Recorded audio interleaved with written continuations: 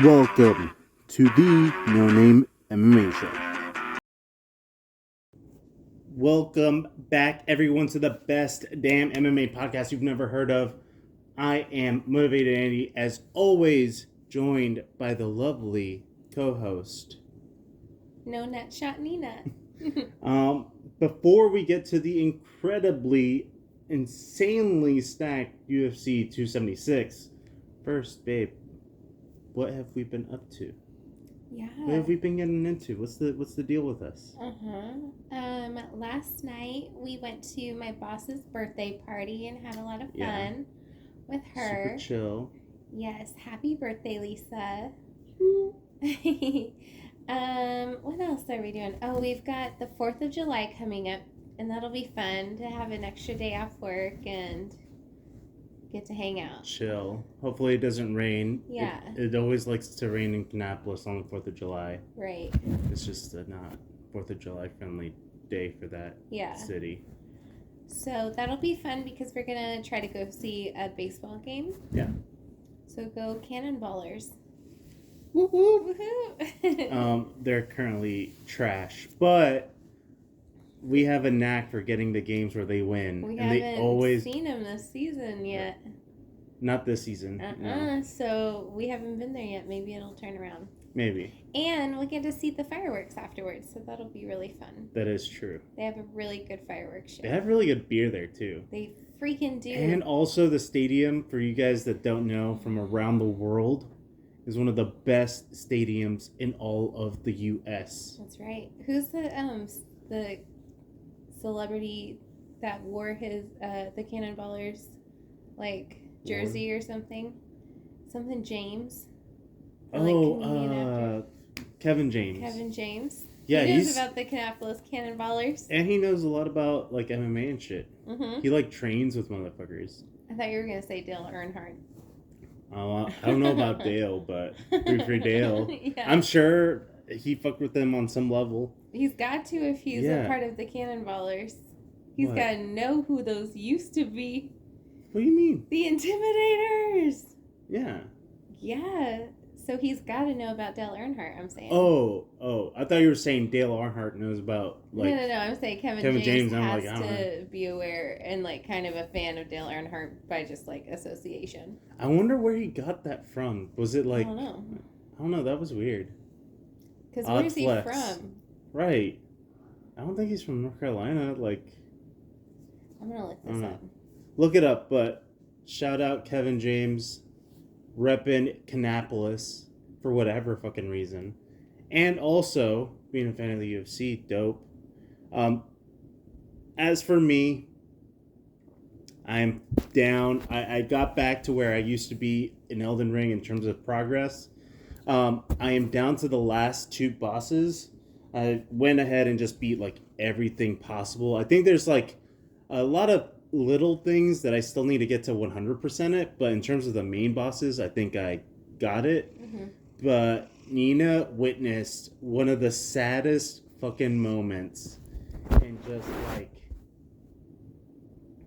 also, Tony, if you heard, that little ruffle was his little penis going over the speaker. No, he doesn't have a penis. He has a little peen. No, he doesn't. He just wiped his peen all over you. Okay, Anyway, so done with that. Stop. His little cat. Stop. Okay. Anyway, where was I? Yeah. So I was playing Elden Ring, and the second to last boss that I'm fighting is Dragon Lord, whatever, and I had been playing that fight. I had been trying to beat him for a pretty decent amount of hours while you were sitting here. Mm-hmm. Right? Mm-hmm. It was at least 2 or 3 hours. Yeah. But I've been struggling with this dude for the last, I want to say 10 hours or so. Yeah. And I got so fucking close. So, I could have, breathed on him. Mm-hmm. I could have hit him with a bare fist and I would have beat him. Yeah. And I fucking choked at the very end. He moves his tail. I attack. And it's that very much oh shit, I fucked up. Yeah. And I completely fuck up. And he kills me on the fucking spot. One fucking hit away. And it's only the pain of like Dark Souls and Elden Ring and Sekiro and Bloodborne. Whenever you get to the final little itty bitty part of the boss, and you're like, "Fuck! Don't choke! Don't choke! Don't!" Because you could always get killed. So now I'm back to square one.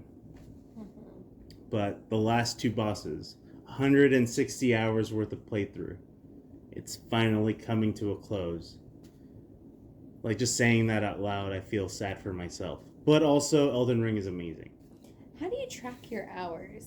It has like a little counter for your current playthrough. I was like, who made that Excel sheet? And every guy who plays downloaded it and like puts the clocks in their time manually. But no, like old Mario is there games. Like an app for this or something? No, like old Mario games, they would used to tell you like how much time you've played. Playing. That's cool. Like hours and minutes and stuff. Clearly, I don't play video games. I don't know. But yeah. That's cool. 160 hours. Okay. Whatever the fuck that means in real time. Yeah. But finally ending. It's a chapter of my life, a very happy chapter in my life. Yeah. Can't wait for Elden Ring 2. Oh, is that already announced? No. Oh. But it will be, and I'll be happy again. I'm not sad. I'm just saying, like...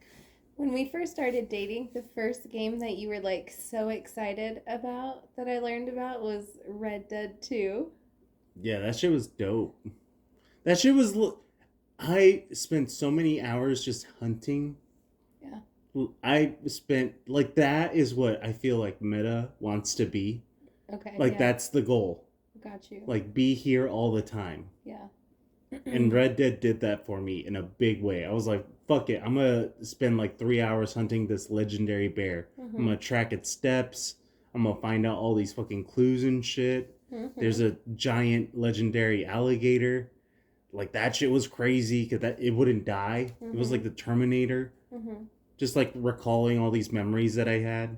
And that's like, again, something that you spend like 100 fucking hours on. Yeah. Easy.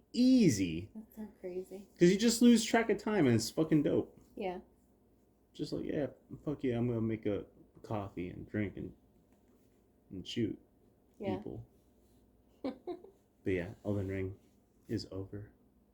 But that's enough of that. Sayonara. Off to the violence of the no-name of the MMA Minute.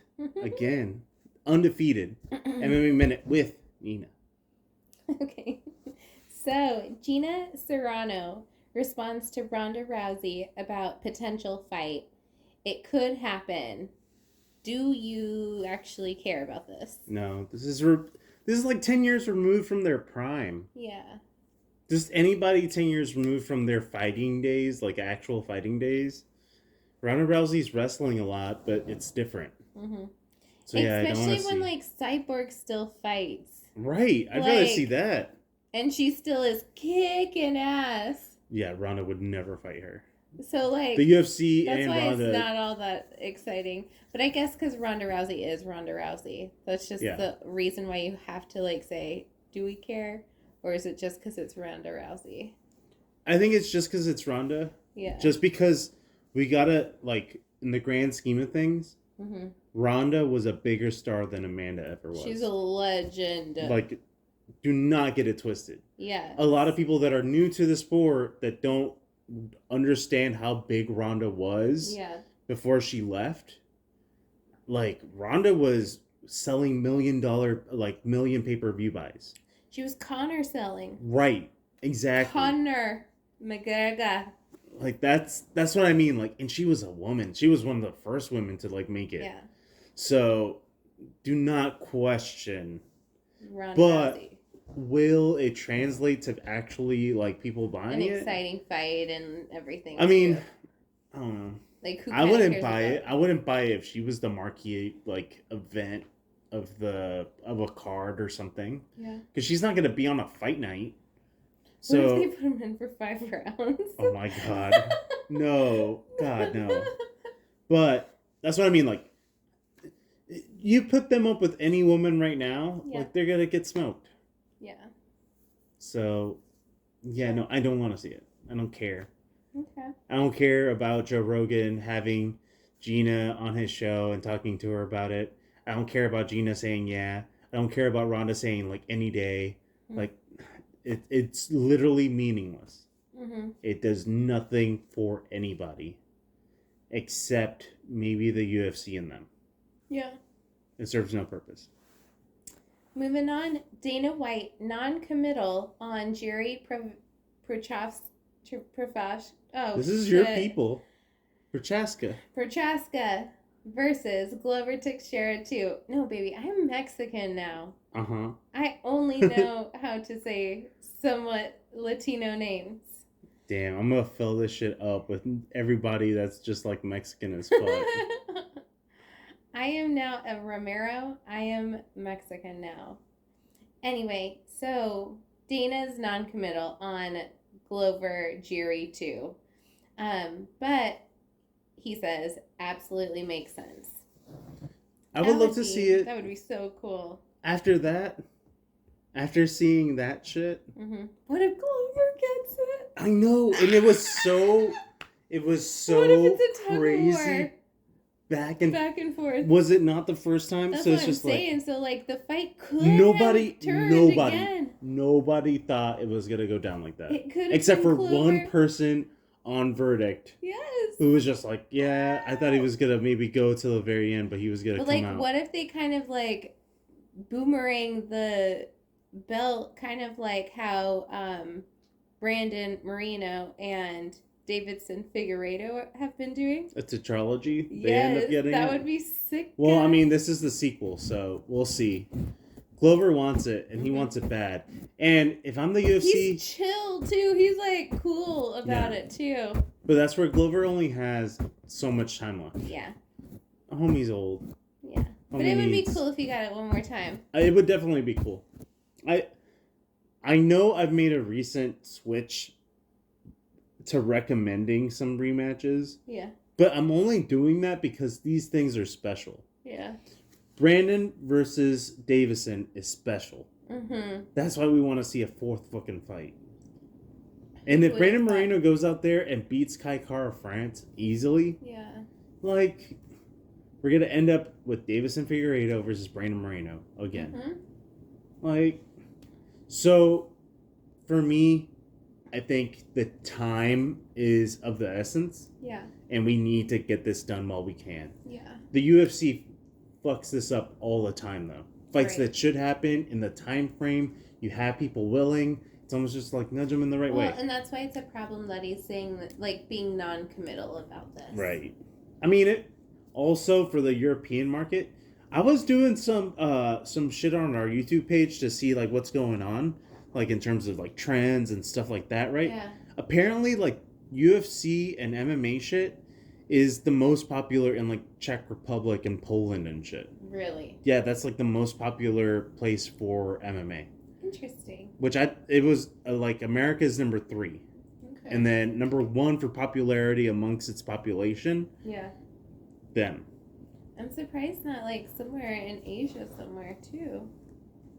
It's honestly not that popular. But it's all over the world. It's so wild. No. But I'm just talking about popularity martial arts right. out of Asia is kind of like hand in hand. But like in like percentage wise, because like it's so big and not that many people pay attention to UFC strictly. Yeah. It's almost just like, oh yeah. That makes sense. But they have other ones. They have like One and stuff like that. So yeah. But yeah.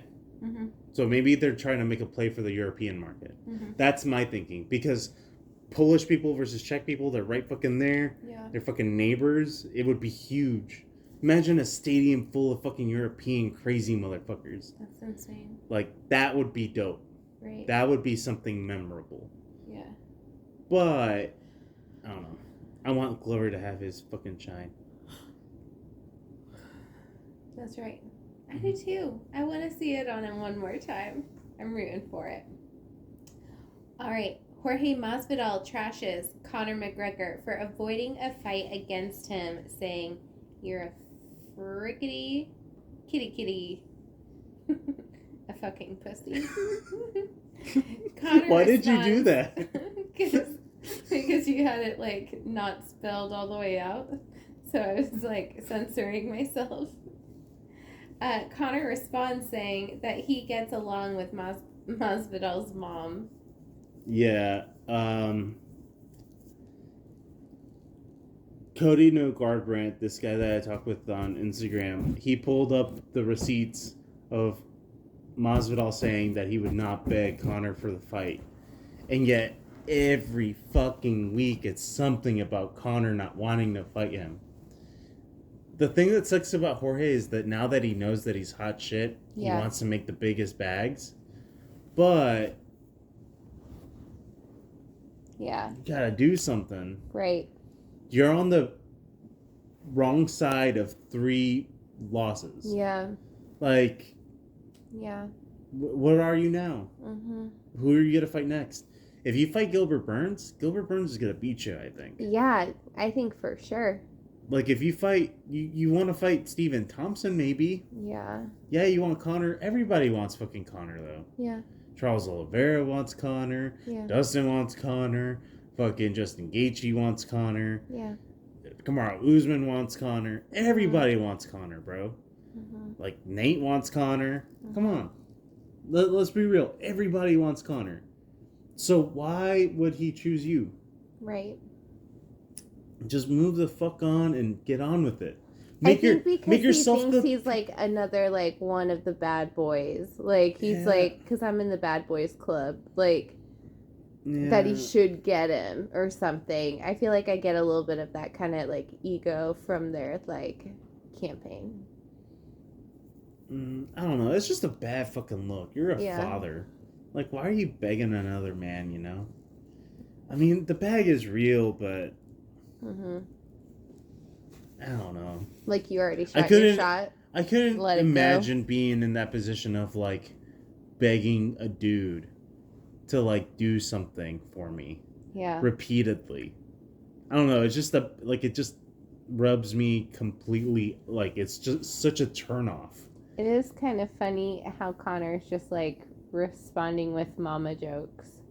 This was honestly the first good burn for Conor in a minute. It reminded me of that 2015, 2016, like, and, like, you don't perfect. hear a mom joke all the time anymore, so this was, like, kind of funny. The way it was that Jorge was just like, you know, like, he won't even interact with me, like, won't even make fun of my mom or whatever. He's like, and Conor responds, he's like, make fun of your mom? What do you mean? Me and your mom get along. So that was I was just like, damn, that was good. And then Jorge responds like, yeah, of course my mom likes you. You're the easiest money and the biggest, whatever. I don't know, some bullshit. Yeah. It doesn't fucking matter, dude. Yeah. Nate's gonna get it. Yeah. Like, why do you... Everybody's still surprised by this. Everybody's like, why is Nate not gonna get a fight? Nate also knows... Guys, Nate wants the red panty night too. Guess what? He wants it too. And he only has 1 fight left on his contract. Yeah. Why is everybody just dismissing this very... Would that be the trilogy? Yeah. Yeah.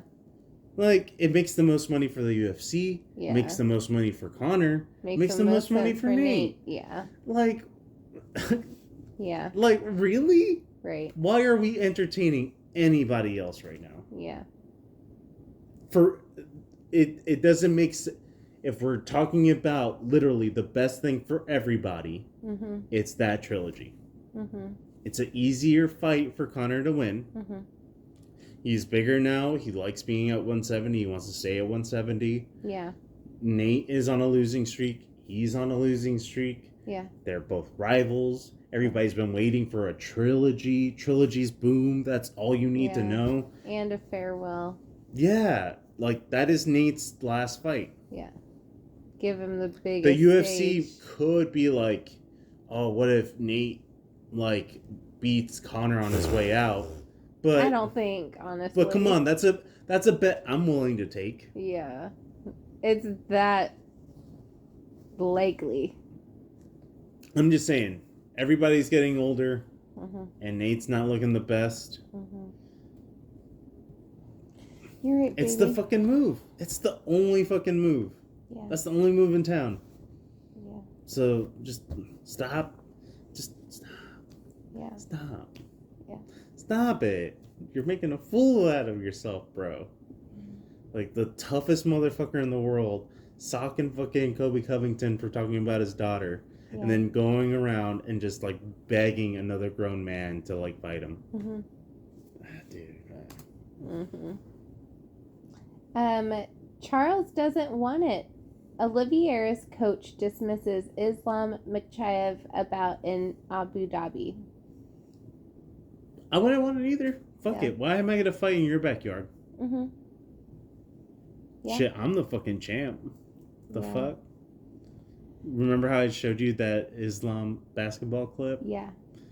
It's just them like running around playing tackle football on funny. Wrestling mats with a basketball in a hoop. And then they like shoot it. Yeah. But they're like throwing their bodies up in the air. Right. Landing in a like. Yeah. Because it's a wrestling mat, so they don't give a fuck.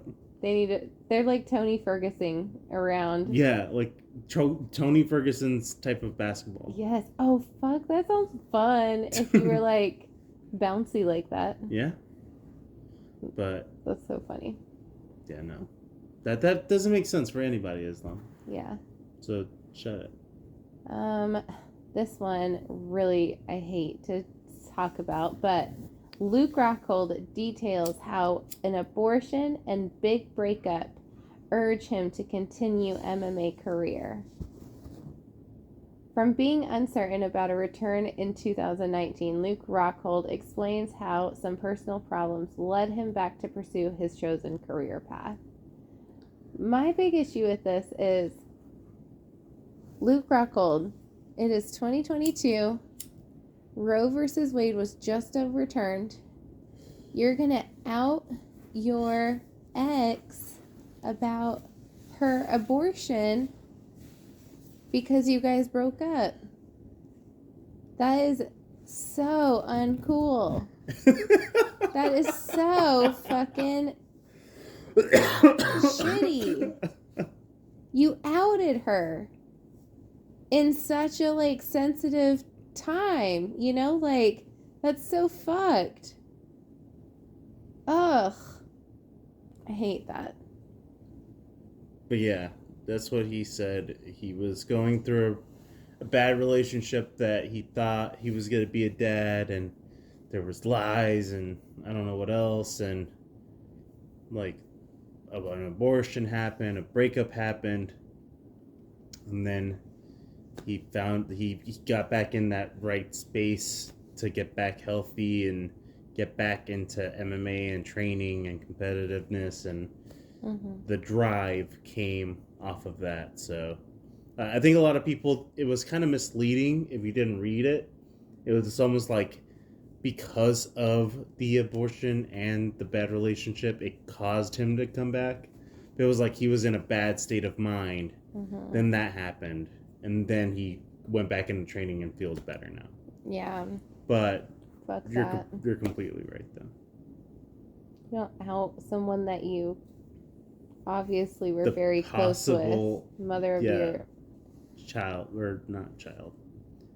Your ex-child. Okay. Pretending you didn't say that and moving on. Should the UFC wait on Khamzat versus Shavkat? Moneymaker. Thank you. This was the most upsetting fucking thing last week. Shavkat Rakhmonov, that's the guy that I was telling you about. Kazakhstan has the Paka or whatever. Yeah. Fucking killer. He has more finishes than Khamzat. The only reason why he's not popular is because he doesn't speak English. Yeah. Yes, I know exactly. Me and Kevin were watching the fights. Kevin's my brother. And we were talking about it, and I was just like, dude, the only thing he needs to fucking say is Khamzat Chimaev. Yeah. He calls him out. That, like, everybody's talking about this collision course. This collision course will happen now. Yeah. Shavkat Rakhmonov is a true welterweight. Perfect size, perfect length. Just slightly bigger than Boers. Yeah. But he cuts down. He's a healthy 170. Yeah. Boers is that, like, right on the line, but he's smaller than Shavkat, and I think Shavkat is better than Khamzat. Okay. But Khamzat literally knows one fucking word, smash, And he's a fucking superstar. If he knew one fucking word, Right. if he just... And smash is not even Borz's word. Right. That's Khabib's. Right. All you have to do is just say smash and you're a rock star. Always. Especially with your performances. The formula shows the Like, success. We were talking about it last week, and I was just like, a lot of people are giving props to Neil Magny, but I think that this is a whole different level. Yeah. And he goes out there and proves it. Finishes him in a buzzer beater in the second round. Mm-hmm. He goes out there. He's talking. He has a weird dap with, like, Bisping. Because Bisping's, like, trying to hand him the mic, but he's just like... So they have that weird little moment. And Shavkat is talking, saying, you know, thanks, blah, blah, blah, blah, blah. And Bisping thinks he's done. Bisping starts walking away, and the interpreter's like, oh, wait, he has a call out. He has a call out. And I was like, oh my God, this is the moment. This is the fucking moment. This is what we've been waiting for, right? He fucking starts saying, I want to fight Stephen Thompson. I want to fight Jorge Masvidal or Nick Diaz. And I'm like, fuck me in my fucking little whore mouth. Bro, what? Why? He has 16 fights, 16 finishes. Perfect balance. 8 KOs, 8 submissions. Main event, or co-main event, which should have been the main event, and if I'm being... Well, I don't know. I'm not going to talk shit about Arman Tsarukyan versus Mateusz Gamrot. That shit was amazing. That was a crazy fucking fight. That was insane. They were like flying all over the place. But Shavkat Rakhmonov was the star of the night. And he had one name to call. And I'm like, I get that people want a slow build-up, especially because he's just like, I know I'm good, but I just want to like move up slowly. I get it. But you're leaving money on the table now. Yeah. Like, you could be fighting Boers and have a even bigger name. Because, to be completely honest, a main event, or not even a main event, a co-main with Neil Magny on a fight night, even though you got the finish, does not mean shit. And guess what? You still don't speak English. So, unfortunately, for that market, you're a fucking nobody. Even though you're 16-0. Right. Even though you have a perfect finishing record. Yeah. Better than Khamzat. Straight up. Math. Right. And nobody's going to talk about him ever again until his next fight. Yeah. With maybe Sean Brady. Right. Another person that is not going to make him anywhere close to the money that he would get with Boers. Yeah. Which is fucking sad. Because if I'm him, I think I have more experience than Boers, which I do in the UFC. Why not get him while he's young? Get him while he's still learning. Right. Like, Boers is still, even though he's a fucking amazing, don't get it wrong, he's still greenish. You know? Like Fresh. For the elite. Yeah. So, yeah, why not a main event with Khamzat? Right. Like, that would be crazy. That would be crazy. But no, he fucking calls out everybody but, and my heart just fucking breaks. Oh my God. Yeah. Oh well. Yep. Tough titties. Flyweight Lauren Murphy breaks her silence on her sudden UFC 276 withdrawal. Murphy reveals positive COVID test as reason for her withdrawal. Miesha Tate and Lauren Murphy will still fight, just getting moved to the UFC Long Island card. Yeah. And remember, for that one, it's an 11 a.m. prelim start. Somebody on Instagram compared them to Alexander Volkanovski versus Max Holloway. Yeah. Because I made a joke. So, yeah. People are normal on the internet and definitely just take shit with a grain of salt. Yeah. Because, yep, that's what you get. And that's it for this week's MMA Minute. It's time.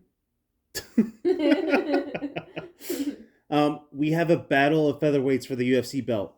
Is it make it or break it for Max Holloway? Definitely. What's next? Make it or break it. What's next?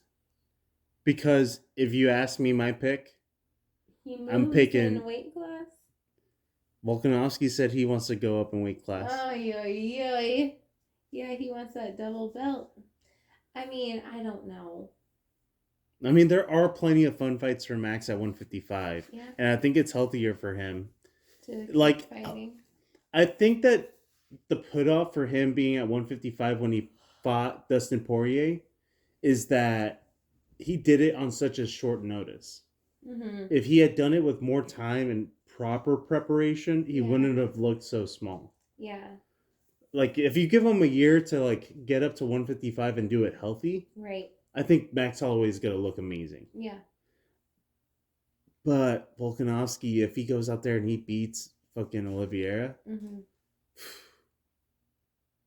so, yeah, I think Volkanovski's got it.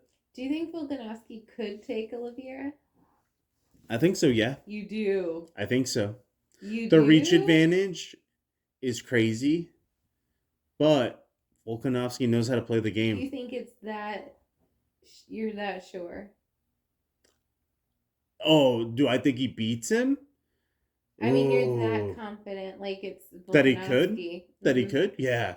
Volkanovski's looking so amazing. His speed, his technicality, his footwork. Yeah. The way he made Korean Zombie look easy. Yeah.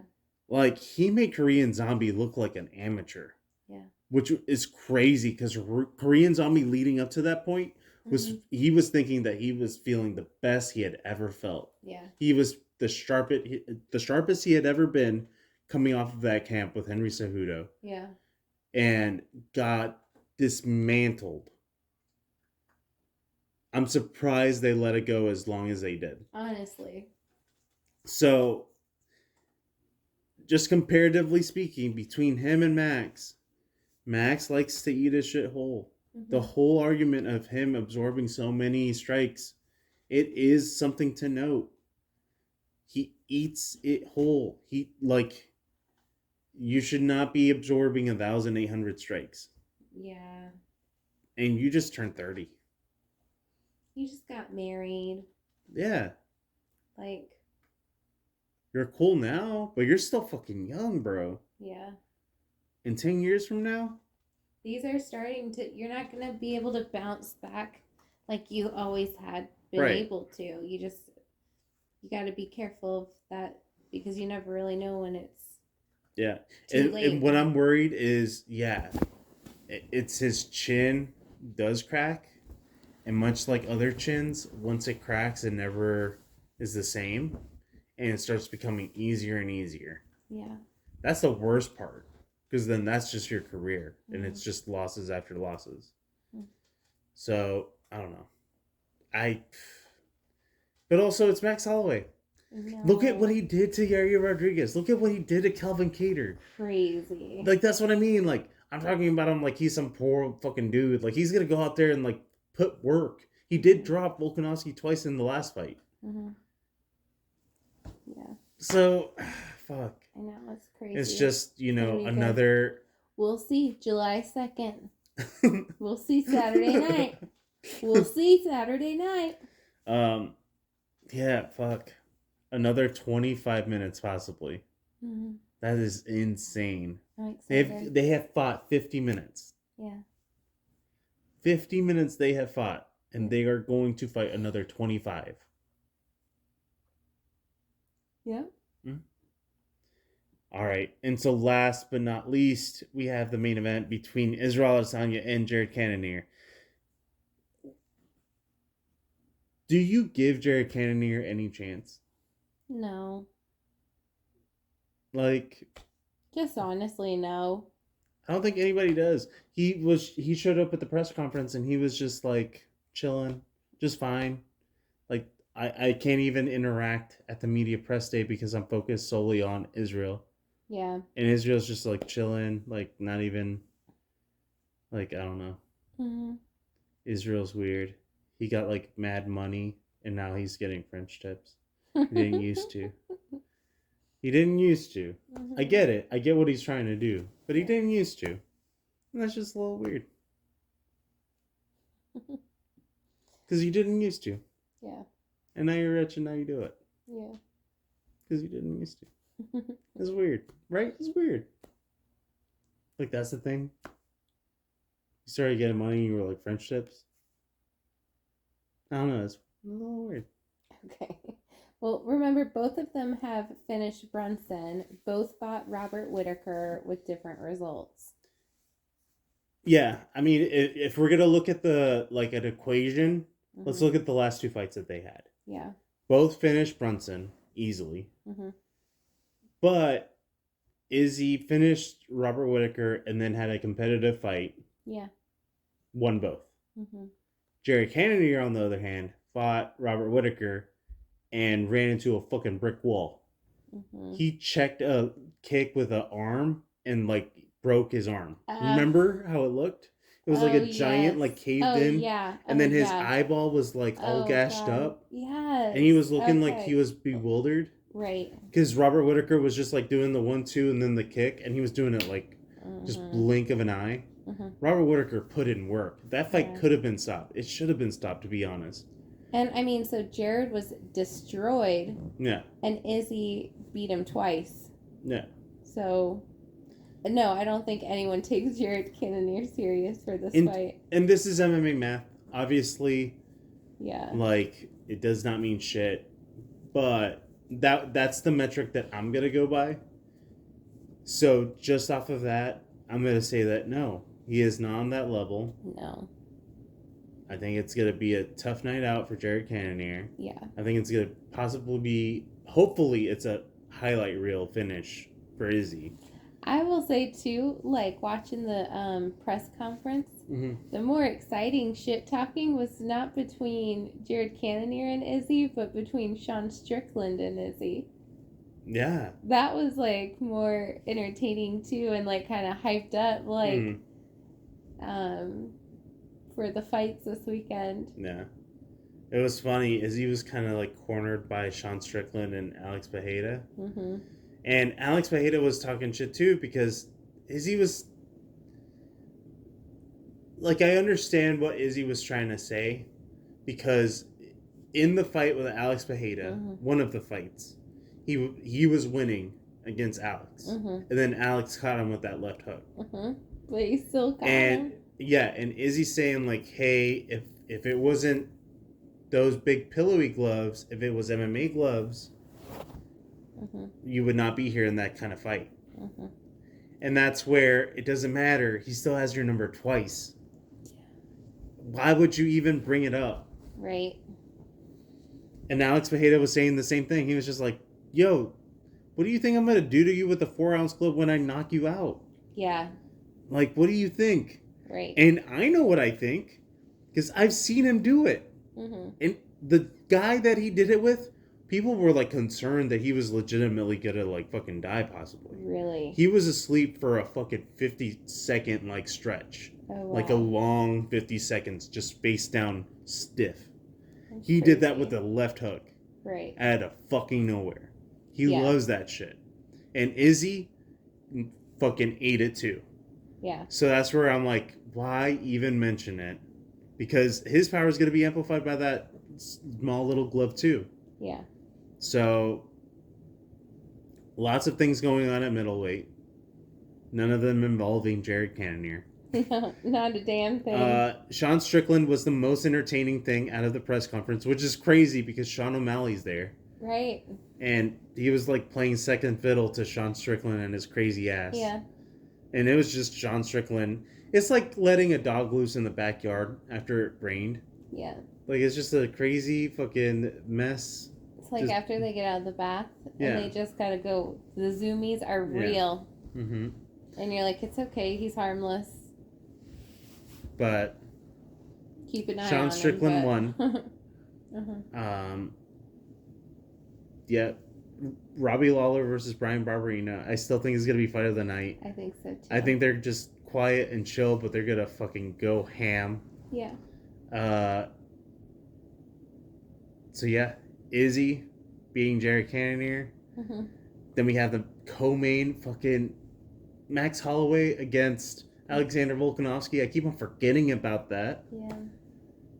Then Sean Strickland versus Alex Bejeda. Mm-hmm. Robbie Lawler versus Brian Barberina, replacing Misha Tate versus Lauren Murphy. And we're starting off the card with Sean O'Malley versus Pedro Munoz. And we got Cowboy, right? I thought we had Cowboy, but I guess he got moved to a different event. Okay. But I'm not even sure. The whole card, though, that was the main card. The prelims have Brad Rydell versus Jalen Turner, which is going to be dope. We have Ian Gary, Mini Conor. Yes. 9-0 against Gabe Green. Gabe Green is a bad motherfucker. Donald Cerrone versus Jim Miller is going to be in the prelims. Then we have Uriah Hall versus Andre Muniz. Jessica I, Macy Barber.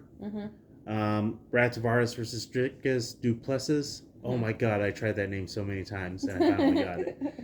Dricus Duplessis is this like South African dude, and he is fucking insane. And Brad Tavares is a veteran. That one's gonna be really fucking good. Yeah. And then we're starting off the night with Jessica Rose Clark against Julie Gia Storyolenko. I think I said that right. Julie Gia. I don't know. I try, but fuck. After 10 vowels or whatever, I can't certify anything. Yeah. But that is it for the MMA show. The best. The no-name MMA show. Huh? The no-name MMA That's show. what I said. You said the MMA show. The no-name MMA show. The best damn MMA podcast you've never heard of. My name is Motivated Andy. I'm shaking Tony from me and my co-host. No Nut Shot Nina. That's it. Investing in your mental health. Talk at you guys next week. Have a safe and happy 4th of July if you're in America. If you're everywhere else. We're sorry, guys. We don't know what we're doing. Yeah. But, as always, invest in your mental health. And fuck you, John Jones. Peace. Fuck you, John Jones. Call me a... I know what he calls you. Call me a fatherless bastard, dude.